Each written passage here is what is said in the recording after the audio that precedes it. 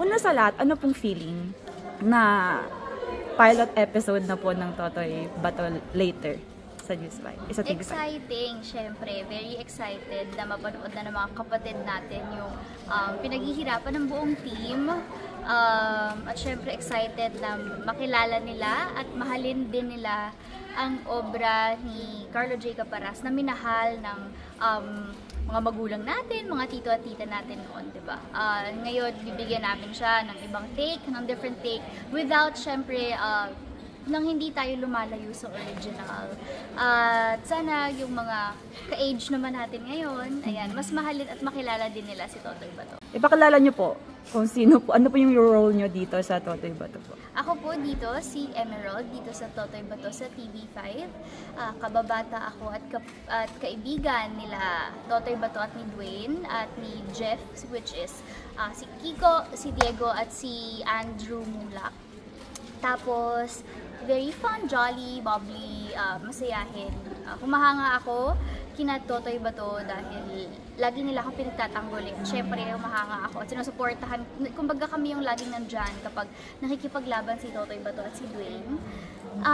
Makaka-encounter siya ng si Emerald ng something that will make her leave Pook Paraiso.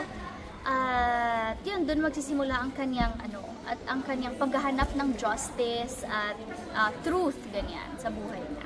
Yung first po ninyo na action serye or ano pa po kayo before? Hindi, sa dati dun sa previous network nakagawa na rin naman na tayo ng mga action series. Pero first serye, yes, dito sa TV5 at syempre first action serye dito sa TV5. Pero ano po yung pwede niyo po bang i-share yung mga naging preparation niyo since action serye nga siya? So, ano po yung mga naging preparation? Naging mahirap po ba siya para sa inyo or easy na lang since nagkaroon na rin kayo ng action serye before?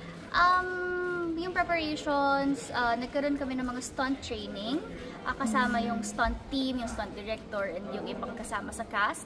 Tapos, preparations, nagka-workshop din kami. Hindi sa preparation sa action, pero sa, siguro dun sa, kumbaga, pag-jive at sa chemistry ng cast. Nagkaroon din kami ng workshop with Tito Noni Buen Camino. Tapos, yung preparation ko na ginawa personally, medyo nag-workout tayo. Kasi, medyo, parang kumunat na yung mga buto-buto natin from action dati. So, kailangan mag-workout ng konti. Kumusta naman yung parang chemistry nyo with the cast? Bukod po kay kay Kiko Estrada, like with the other cast pa po ng Totoy Bato? Masaya. Kasi hindi naman bago rin yung ibang cast na kapag nakatrabaho ko na yung iba, kakilala ko na dati. And it's really just very nice to work with them again and to see them, kahit yung mga seniors sila, yung mga veteran na kasama namin sa cast, napakagaan kasama, hindi nakaka-intimidate. Sila Miss Yula, so masaya kasama. Siya kasi laging kasama ko sa tent. So, she's, syempre, pleasure to be with, and it's a pleasure also working with her in terms of yung pakikitungo sa amin. Yung naman po, aabangang chemistry with Kiko Estrada. So, ano yung medyo ibibigay natin, medyo hint lang sa mga manonood, sa mga kapatid natin? Inaabangan ko rin po yun, kaya abangan nyo rin po. Pero how was working with Kiko naman po? Okay naman po. Hindi lang kay Kiko, kasama rin si Diego. Mga nakatrabaho ko na rin sila dati. It's nice na makasama sila ulit to catch up and to see them grow also. Ayun, nakakatuwa din. Ngayon po, so nakalimutan ko po. Kumusta naman yung parang chemistry nyo with the cast? Bukod po kay kay Kiko Estrada, like with the other cast pa po ng Totoy Bato? Masaya. Kasi hindi naman bago rin yung ibang cast na kapag nakatrabaho ko na yung iba, kakilala ko na dati. And it's really just very nice to work with them again and to see them, kahit yung mga seniors sila, yung mga veteran na kasama namin sa cast, napakagaan kasama, hindi nakaka-intimidate. Sila Miss Yula, so masaya kasama. Siya kasi laging kasama ko sa tent. So, she's, syempre, pleasure to be with, and it's a pleasure also working with her in terms of yung pakikitungo sa amin.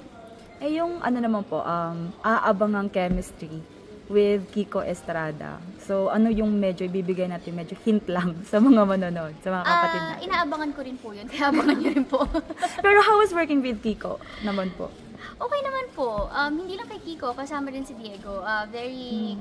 Mga nakatrabaho ko na rin sila dati. It's nice na makasama sila ulit to catch up and to see them grow also. Ayun, nakakatuwa din. Maraming salamat po, syempre, sa suporta at sa pag-aabang.